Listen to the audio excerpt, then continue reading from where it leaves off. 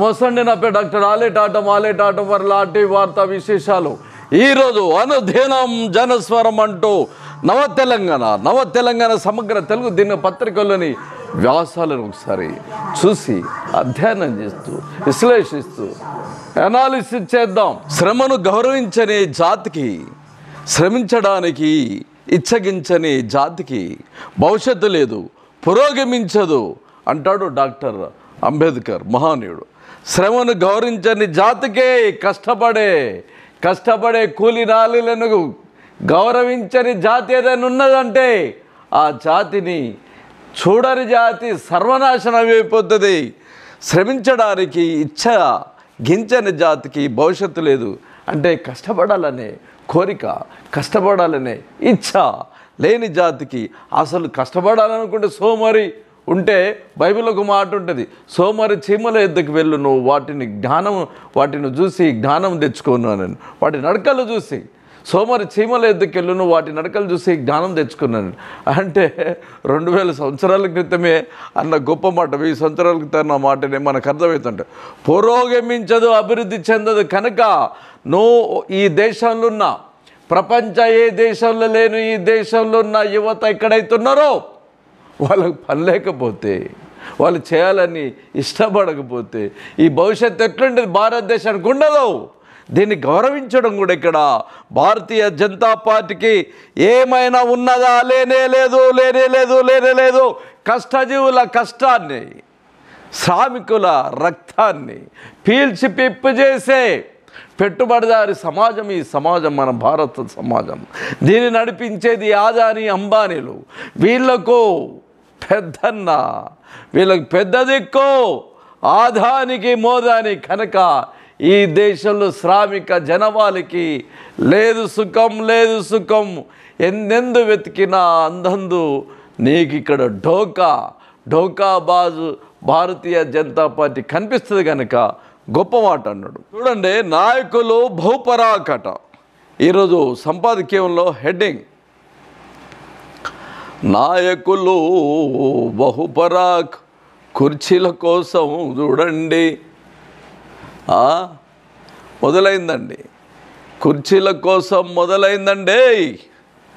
ఒక్కొక్కరి ఆశలు వడి ఆశలైతాయా, ఆశలు చిగురిస్తాయా?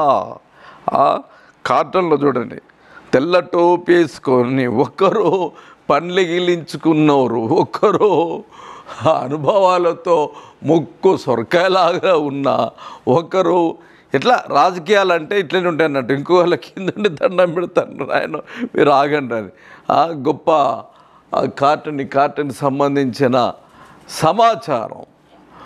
మనము కార్టను ఇంత పెద్ద ఇది ఒక ఉన్నది. ఇప్పుడు అర్ధగంట మనం దీన్ని అనాలిసిస్ చేసి చూస్తే అర్ధగంట ఉంటుంది. ఈ అర్ధగంటది ఒక కార్టూన్లోనే అర్థమైపోతుంది అన్నట్టు. పురుషులందు పురుషులు వేరని వేమన చెప్పిన దానికి లింగభేదాలు లేవు. వేమన అర్థంలో పురుషులంటే మనుషులేనని శాస్త్రకారులు ఎప్పుడో ఖరారు చేశారు. కానీ ప్రస్తుత సందర్భం వేరు. పాలక పార్టీల నాయకులు ఉన్న పురుషాంగ పురుషులు ప్రస్తుత ఎన్నికల్లో పురుషాంగ పుంగులు ప్రస్తుత ఎన్నికల్లో తమ పార్టీలను సంక్షోభం నుండి బయట పడేసేందుకు చేస్తున్న విన్యాసాలు చూస్తే వేమన చెప్పిన పుణ్యపురుషులు వీరు కారని మాత్రం ఘంటాపదంగా చెప్పొచ్చు. మొదటి 3 దశల్లోనే బీజేపీ అడుగు జారినట్టు స్పష్టమైన సంకేతాలు వచ్చాయి. నిన్నటి 4 దశతో 378 పూర్తయ్యాయి. దాదాపు బీజేపీ ఆశలు ఆవిరయ్యాయి. ఏ పార్టీ అయినా తమ కేడర్లో ఊపు నింపడానికి కొన్ని ప్రత్యేక డైలాగులు కొట్టడం కాదు, దాన్ని తప్పుపట్టలేము. కానీ అడ్డదారులు దొక్కి మరీ మాట్లాడుతున్న విషయాలపై 1వ శతాబ్దపు జోకులుగా పేలుతున్నాయి. జనం నవ్వుకుంటున్నారు. గెలిచిన 303 మందిలో 110 మందిని ఒకేసారి మారాల్సిన దౌర్భాగ్యం బీజేపీది. సరిగ్గా పనిచేయలేదని కాదు సుమా. ఈడీలు సిబిఐల ద్వారా వేటాడి తమ వాషింగ్ మిషన్లో శుభ్రం చేసుకున్న 105 మంది ఇతర పార్టీల జలానీలకు టికెట్లు ఇవ్వడం కోసం. ఇదేంటని బీజేపీలోని కుంపటి రగులుతుంది. గుజరాత్, యూపీలో పోలింగ్ 57-58% మధ్య అఘోరించడమే మోడీ భవిష్యత్తును సీల్ చేసింది. తాజాగా 10 సీట్లున్న హర్యానా సంక్షోభం అదనం. మన రాష్ట్రానికి వచ్చిన అమిత్ షా ఈసారి దక్షిణాదిన తుడిచిపెట్టేస్తామని ఊదరగొట్టడం చూసి జనం పక్కున నవ్వుకున్నారు. హత్రాస్ ఘటన వంటి రగులుతున్న రైతు ఉద్యమ, కేజ్రీవాల్ అరెస్ట్ ఇతర భారతదేశంలోనే కాదు, చివరికి ఉత్తరప్రదేశ్లో సైతం బీజేపీకి నూకలు చెల్లినట్లు అయినాయి. ఇక దక్షిణాదిన స్వీప్ చేయడం అంటేనే బీజేపీ కార్యకర్తలు ముక్కున వేలేసుకుంటున్నారు. ఈ ఫ్రస్ట్రేషన్ అంతా బీజేపీ నేతల ఉపన్యాసాలు కనబడుతుంది. పచ్చి హిందూ మతోన్మాదులా మాట్లాడుతున్నారు. 20 కోట్ల ఉద్యోగులు గిన్నె బోర్లింపజేశారు. రైతుల ఆదాయం రెట్టింపు హామీ మట్టిలో కలిసిపోయింది. ప్రభుత్వ రంగాన్ని చంపేస్తానన్న వాగ్దానం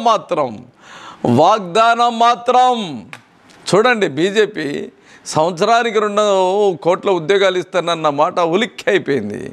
రైతులకు డబల్ ఆదాయం ఇస్తానన్న వ్యవహారం కాల్పులతోనే చంపాల్సి వచ్చింది. నిరుద్యోగులు మొత్తం ఢిల్లీ నడి వీధి నుండి గల్లిన పోరాట తిరుగుబాటు వ్యవహారంలో తలమునకలైనరు. ఇట్లా విజయవంతంగా అమలైపోయింది. దీంతో పాటు ప్రభుత్వ విద్యా వైద్య రంగాలు కూడా నాశనమై సామాన్యులు అప్పుల పాలవుతున్నారు, లేదా వారి పొదుపు తగ్గిపోయింది. ఇదే తాజాగా 2022-2023 house hold consumption expenditure survey బహిర్గతం చేసింది. ఇలాంటి ఆర్థిక అంశాల్లో వైతరణిని దాటడానికే రాములల్లా ప్రాణ ప్రతిష్ట జరిపింది. మోడీ సర్కార్ అయినా ఓట్ల వర్షం కురిసేలా లేదు. పాపం ఏం చేస్తారు? 4 రాష్ట్రాల్లో కాషాయ జెండాకు ఎదురులేదని మోడీ, అమిత్ షాలు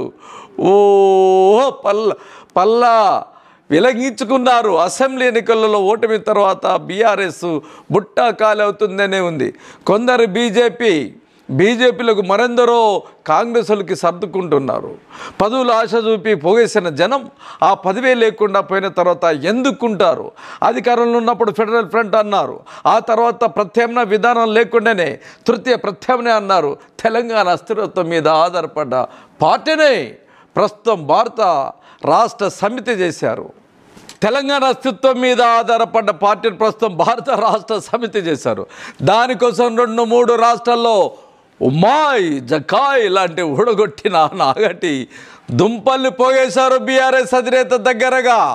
చూసిన వారు ఇదంతా క్యాడర్ను నిలబెట్టుకోవడానికే గాక తనను తాను శక్తివంతంగా చూపెట్టడానికే అని అంటారు. ఆయన పార్టీ, ఆయన ఇష్టం, ఆయన అని కొందరు వాదించవచ్చు. దాన్ని కాసేపు ఒప్పుకుందాం.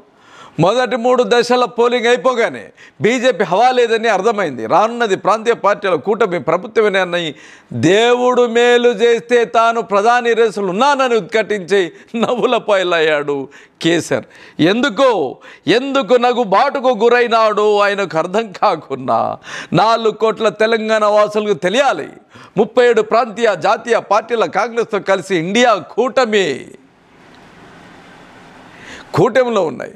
మరో 40 దాకా ఎన్డీఏలో భాగస్వాములై బీజేపీతో కలిసి ఉన్నాయి. ఈ ప్రాంతీయ పార్టీల గురించి కేసీఆర్ చెప్పేది చంద్రబాబు, పవన్ కళ్యాణ్ గురించా?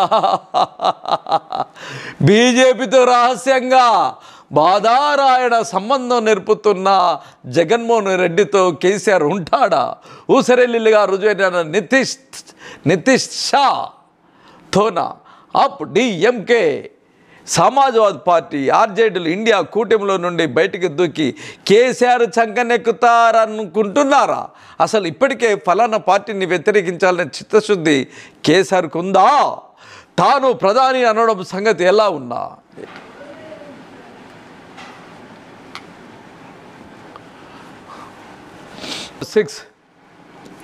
తాను ప్రధాని అవ్వడం సంగతి ఎలా ఉన్నా తాడో లేదో కానీ కనీసం బీఆర్ఎస్ను ఒక పార్టీగానైనా మిగిల్చాలంటే హకిజాం కాకుండా నికరంగా బీజేపీ వ్యతిరేక కూటమిలో నిలబడితే ఇంత పరువునైనా మిగులుతుంది. మన రాష్ట్ర కాంగ్రెస్ నేతలు కేరళకు పోయి విజయన్పై అవాకులు చెవాకులు పేలిన రాష్ట్ర సిపిఎం మాత్రం తాము పోటీ చేసే భువనగిరి తప్ప మిగిలిన 16 అంటూ కాంగ్రెస్నే బలపరుస్తామనడం లక్ష్యం నుండి తమ కన్ను తిప్పకపోవడానికి సంకేతం. ఓకే, స్థూలంగా చెప్పాలంటే వీర భయంకరంగా రెచ్చిపోయిన భారతీయ జనతా పార్టీకి ఉత్తరాదిన కొంప కొల్లేరైంది, దక్షిణాదిన ఏదేదో ఆశలు పెట్టుకున్నారు, కానీ ఆశలు కూడా పూర్తిగా అడియాశల్లాగానే కనిపిస్తున్నాయని దీని భావన. దానికి ముందు మన తెలంగాణ జాతిపిత పిట్టల దొర కేసీఆర్ గారు వారిచ్చిన వాగ్దానాలు మాదిగ వారిని నిజంగా ముఖ్యమంత్రి చేసేదైతే, ప్రతి మనిషికి 3 ఎకరాల భూమి ఇచ్చేదైతే, ప్రతి దళితుడికి 10 లక్షల రూపాయలు ఇచ్చేదైతే, ఆయన ఇచ్చిన వాగ్దానాలను నిజంగా ఆంధ్రోళ్ళు వెళ్ళిపోయిన తర్వాత తెలంగాణ వాళ్ళకే వెంటనే ఉద్యోగాలు ఇస్తారన్న మాట నిరూపించేదైతే, ఇట్లనే పిట్టల ద్వారా వాగ్దానాలు చేసినట్టు చేసి రకరకాల స్కామ్లో మూలంగా అభాసుపాలై ఈరోజు కవితమ్మ దెబ్బకే గింగిలి తిరిగి కింద పడిపోయింది. ఆయన జాతిపిత, ఈ తెలంగాణ పిత, తెలంగాణ జాతికి పిత, దేశానికి అధిపతిగా ఉందామనుకున్న ఆశలు కూడా అడియాశలు అయిపోయినాయి. వీళ్ళంతా ఎవరండి? వీళ్ళంతా జిలానులు. ఈరోజు ఇక్కడ, రేపు ఇంకెక్కడ. మీరు చూడండి గమ్మత్తుగా, రేపు ఎన్నికలలో రిజల్ట్స్ వచ్చిన తర్వాత వీళ్ళంతా జనాలు కళ్ళు బయలుగా పెట్టేట్టు ఏముండదు. వీళ్ళంతా జలాలు కలే ఈ కప్పలని దేంట్లో దునుకుతాయో, దేంట్లో దునికి ఆ బురదంతా మొత్తం పార్లమెంటుకు రుద్దుతే చూడండి. ఏది ఏమైనా భారతదేశంలో మొత్తం మానదాం అనేది విద్యావంతులలో వాళ్ళ నెత్తికెక్కింది.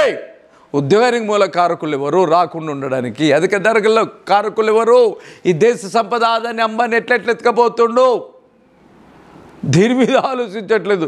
చైనాకు పాకిస్తాన్కి మనకు యుద్ధం జరిగినట్లు పాకిస్తాన్ లంఘించుకున్నారు.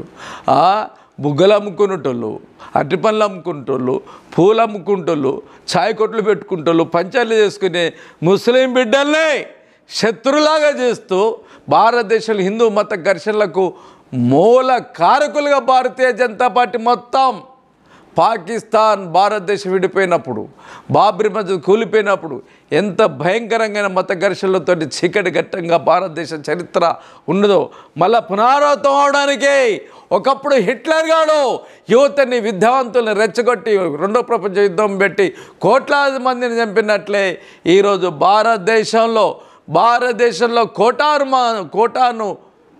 కోట్ల మందిని కూడా ఈరోజు రక్తపు టేర్లో ముంచడానికి భారతీయ జనతా పార్టీ నిస్సగ్గుగా అత్యంత ప్రమాదకరంగా ఉన్నది.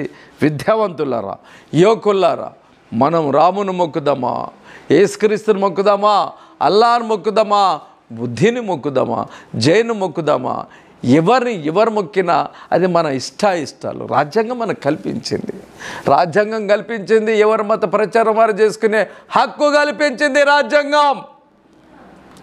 కనుక రాజకీయాలకు మతాలకు దేవుడిని పెట్టకుండి అది మన వ్యక్తిగతమైన వ్యవహారము. ఇంకా జరిగిన నష్టమంతా జరిగేది అత్యంత భయంకరమైన పరిస్థితులు దాపరించినాయి, అత్యంత ప్రమాదకరంగా ఉన్నాయి. కేసీఆర్ అన్నట్లు ఒక్కసారి భారతదేశం మత ఘర్షణలతో అట్టుడికి పోయిందా 100 సంవత్సరాలు మళ్ళీ భారతదేశం వెనుక పట్టుబడుతుంది. 100 సంవత్సరాలు మన ప్రక్కన చైనా, మనకంటే వెనక స్వాతంత్రం తెచ్చుకున్న చైనా 100 సంవత్సరాల ముందు మానవ జాతిని దాటెళ్ళిపోతుంది. దీని అనాలారా ఎప్పటికప్పుడు ఏమరపాటుతోటి ఉండండి, దేశాన్ని కాపాడండి. ఇది సమాజ స్థాపన కోసం RTV న్యూస్. ఈ వీడియో మీకు నచ్చినట్లయితే లైక్ చేయండి, షేర్ చేయండి, సబ్స్క్రైబ్ చేయండి.